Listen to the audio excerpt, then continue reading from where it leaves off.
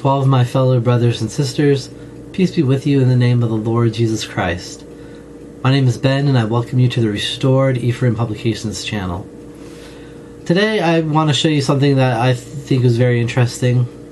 And what I'm going to show you today is that in the Joseph Smith translation of the Revelation of John, he corrects two passages in there that actually make it so that the Joseph Smith translation of Revelation fits more in line with the Book of Enoch.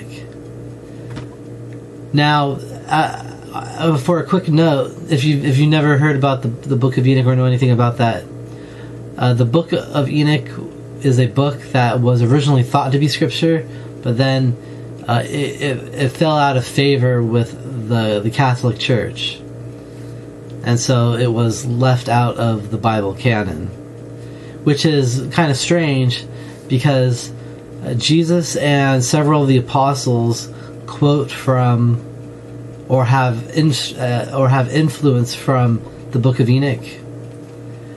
And one book that has a lot of influence from the Book of Enoch is the Revelation of John.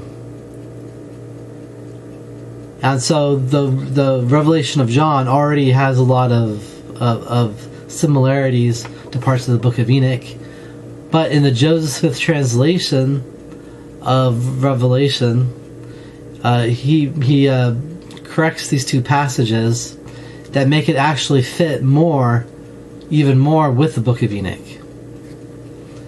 And this is without him having access to the version of the Book of Enoch that we have.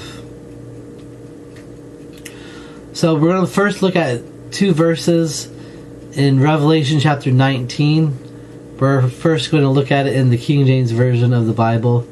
And so this is Revelation 19 verse 15. It says, "And out of his mouth goeth a sharp sword, that with it he should smite the nations, and he shall rule them with a rod of iron, and he treadeth the winepress of the fierceness and wrath of Almighty God."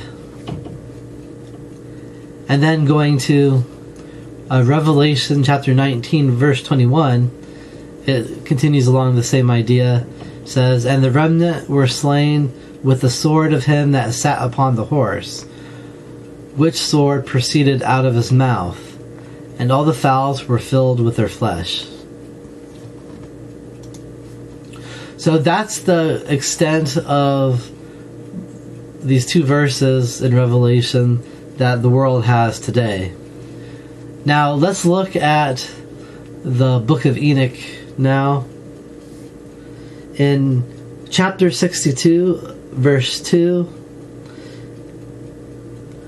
just for a little context, the Lord is telling the kings, the governors, the exalted landowners, he tells them to open their eyes and to look at the elect one. The elect one is referring to Jesus Christ. And so in verse 2 of chapter 62 of the Book of Enoch, it says, "The Lord of the Spirits sat him upon the throne of his glory, and the Spirit of righteousness was poured out over him. The word of his mouth shall destroy all the sinners, and all the ungodly shall perish at his presence." So in the Book of Enoch, we have here the elect one, who is Jesus Christ. It says here that with the word of his mouth he shall destroy all the sinners, and all the ungodly shall perish at his presence. So we see in Revelation chapter 19, verse 15 and verse 21, this idea of a sword that the Lord will use to smite the nations and to destroy the wicked. And so, beside from the talking about the destruction of the wicked, there's nothing much else similar between those, between the two verses in Revelation and this verse in the Book of Enoch. But if we look in the Joseph Smith translation of Revelation chapter 19 verse 15, this is what it says. And out of his mouth proceedeth the word of God, and with it he will smite the nations, and he will rule them with the word of his mouth. And he treadeth the winepress in the fierceness and wrath of Almighty God. And then going down to verse 21 in the Joseph Smith translation, it says, And the remnant were slain with the word of him that sat upon the horse, which word proceeded out of his mouth, and all the fowls were filled with their flesh. And so, in the Joseph Smith translation, it changes the word sword to word, or in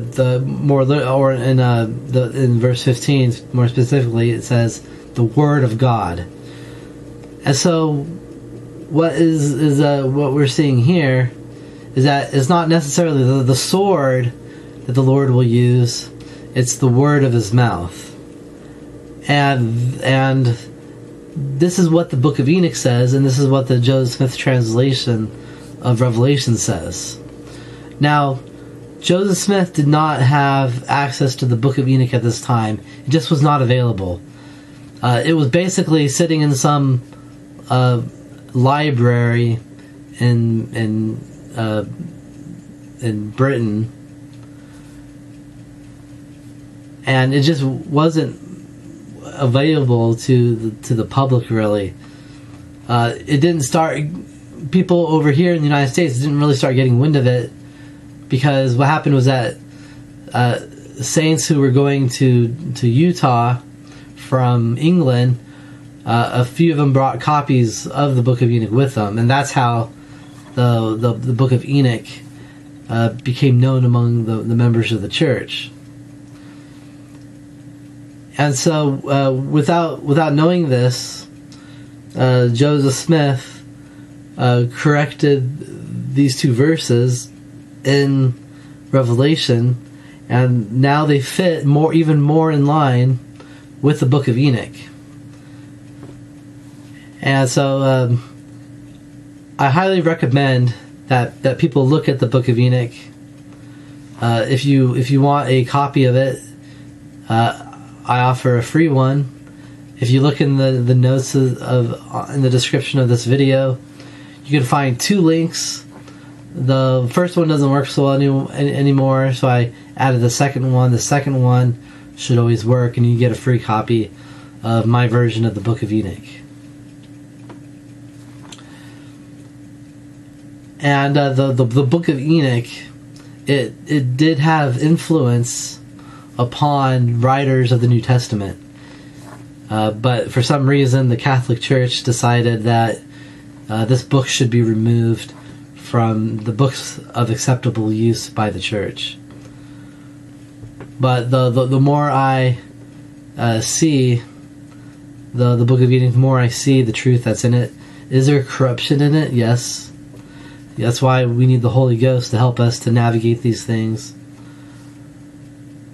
But we can say for certain that this passage in the Book of Enoch is true, because Joseph Smith